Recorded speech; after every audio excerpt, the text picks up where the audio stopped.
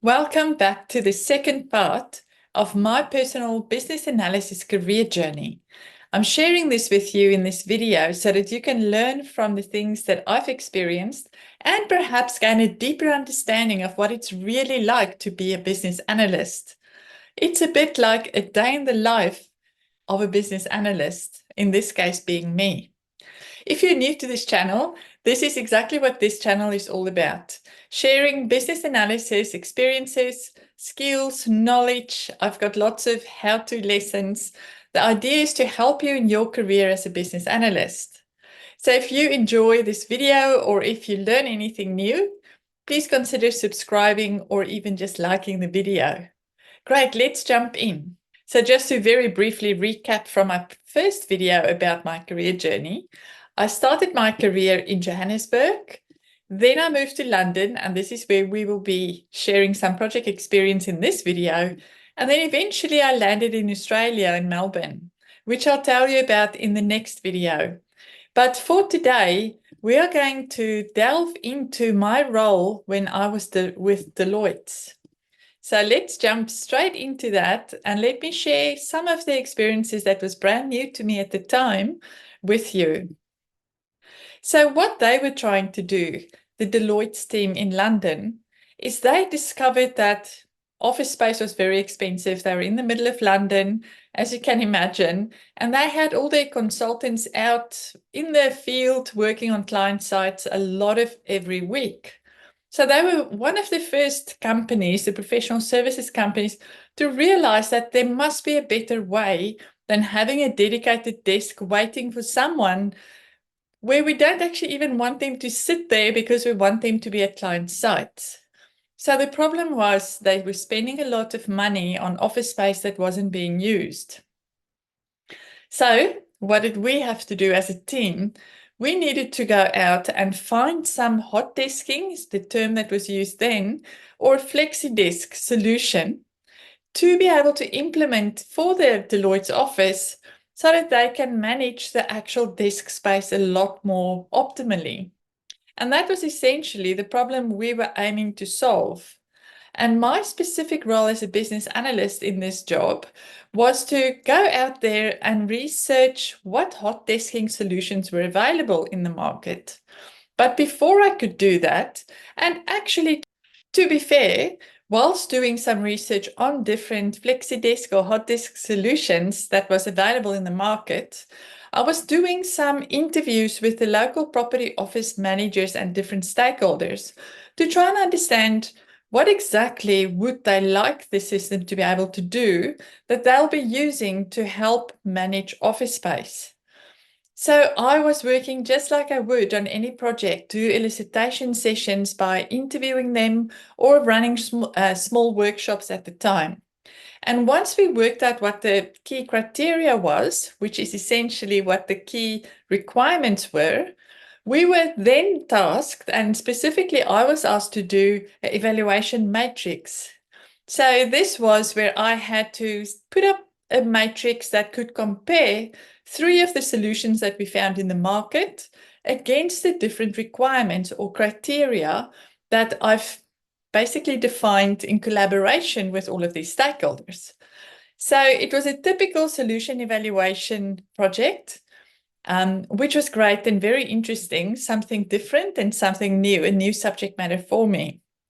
So how did I actually do this work?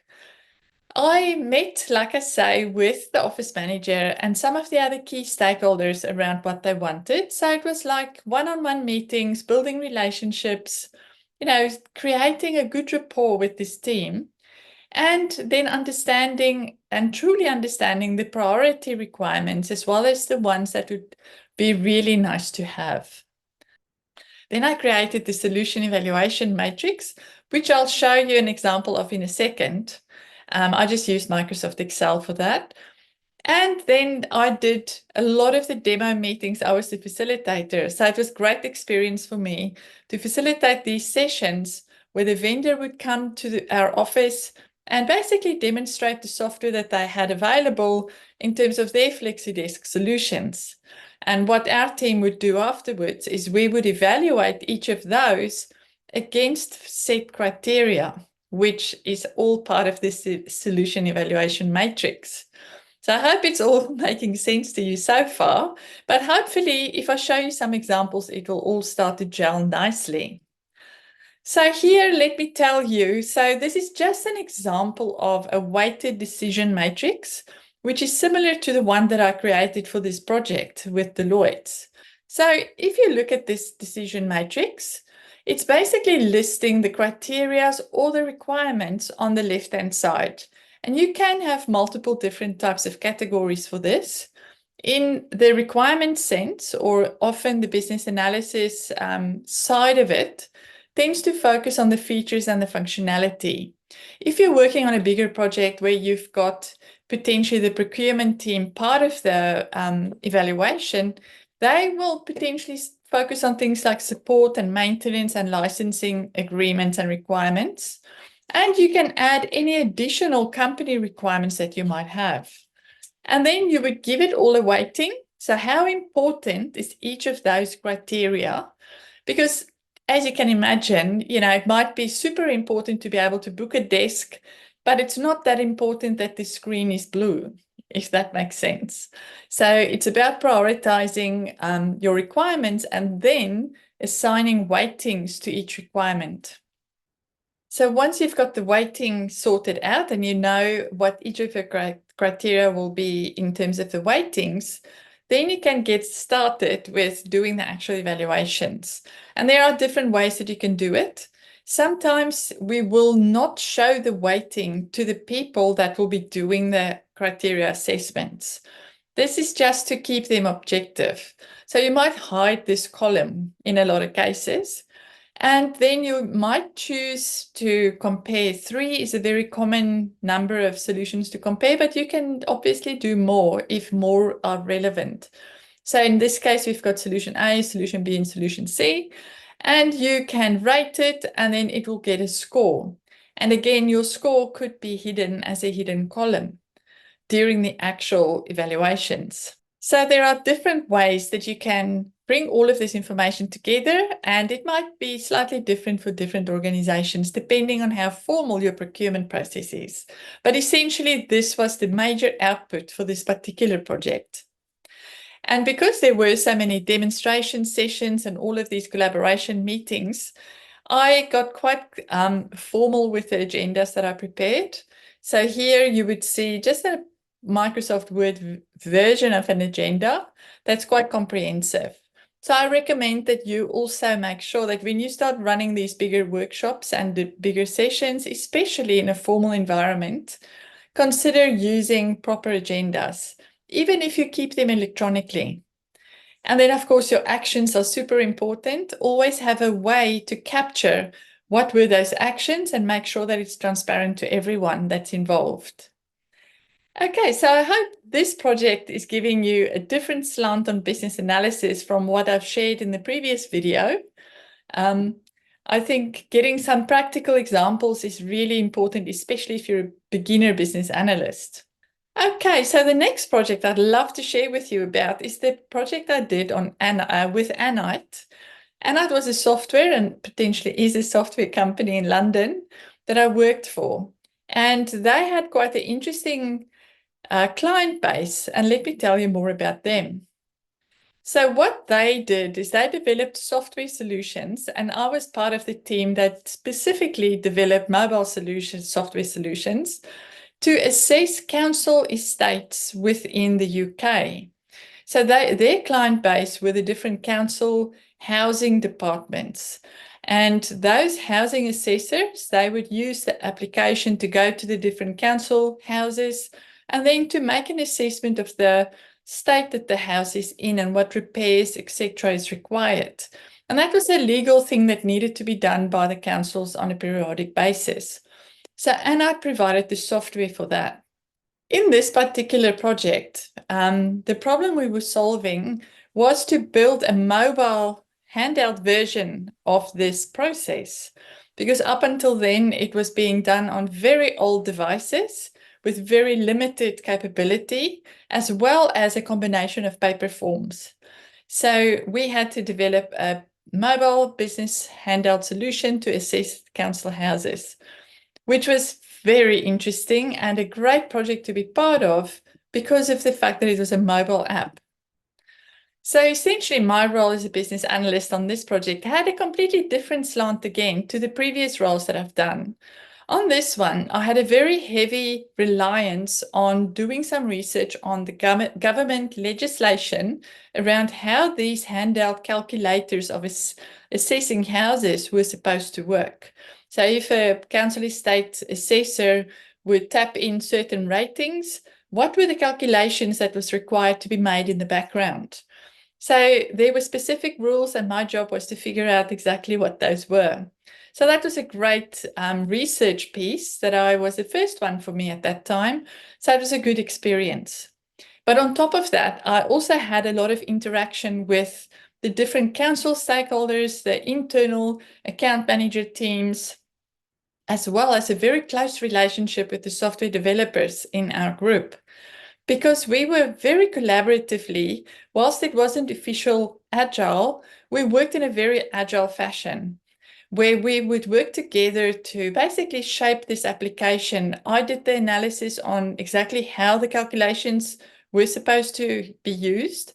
I worked with the different stakeholders to understand their particular requirements and nice to haves for a solution like this, as well as some industry knowledge that wasn't readily available.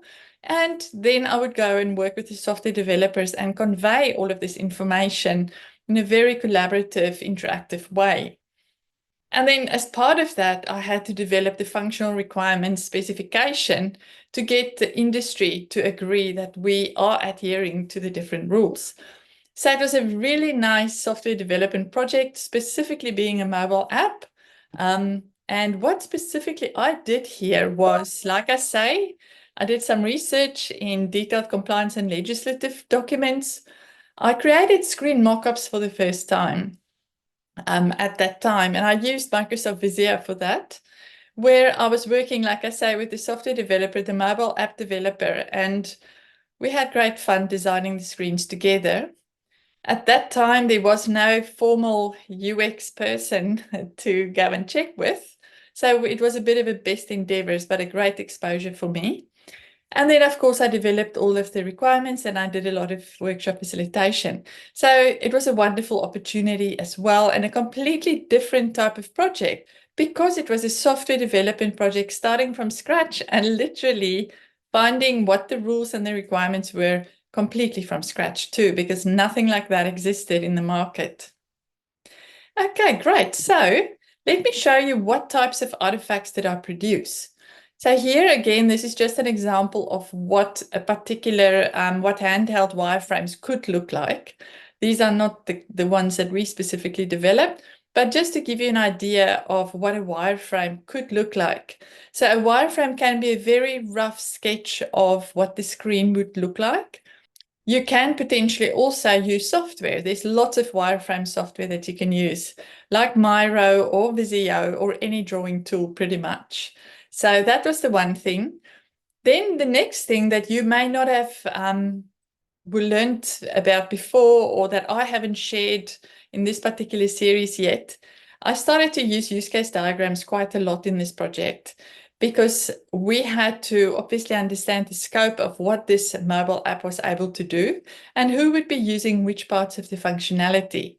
So that was great as well. And in some of my other videos, I have explained exactly how to do a use case diagram. So make sure to look that up.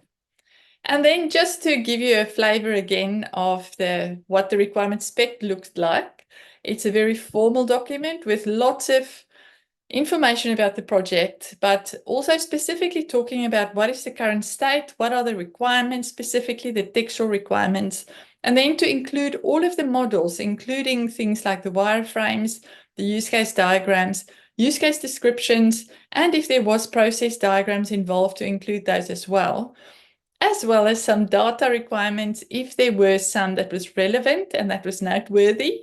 And then, of course, solution non-functional requirements if those were relevant, which they are in most cases. So just in a quick nutshell, that was kind of what I did for this particular project. So here I just very quickly want to remind you that these are the types of things that I've done. So you'll see in the previous video where I discussed part 1, I went through all of these different tasks that I performed. Here, I'm just adding that I did research, I did wireframes, I did use case diagrams and process diagrams, but everything that I've done was pretty much non-technical. And that's what I really want you to know, is that you don't have to be able to program or be doing coding or need to write SQL. You don't have to be the manager of the project. You don't have to specifically test the actual solution. You provide input into the testing process to help with test scripting potentially or test scenarios, but you are not the one that necessarily do the testing. Ideally, you don't actually do the testing. If you do choose to test, make it very clear that you are playing the role of the tester, not the business analyst. And then you therefore don't have to be technical. So that's just a point that I wanted to bring home to you and show and illustrate how you can be a business analyst without being super technical. However, technical knowledge is not a bad thing. In fact, it can be very, very beneficial. So if you are technical and you do have some of this experience, make sure to incorporate it in the work that you do. A business analyst role is not fixed in stone. There is a lot of flexibility, and you do what you need to do to be successful and to add a lot of value to your team. So now the last part, which will be part 3 of this particular series of videos, I will be going to Melbourne, where I am at the moment, and I'll tell you about the project I did with the Victoria Police. Very interesting. You really have to see that one. So I look forward to seeing you there. So I hope that's been a little bit educational. If you learned anything, please like the video or even subscribe. But I hope you've learned something. And it's always good to listen to what other people did as business analysts, like in my case, and I'm happy to share my experience. I hope that there's some value in it for you and that it opens perhaps your eyes as to what are the different things that a business analyst can do. So I look forward to seeing you next time. Thank you so much and see you again.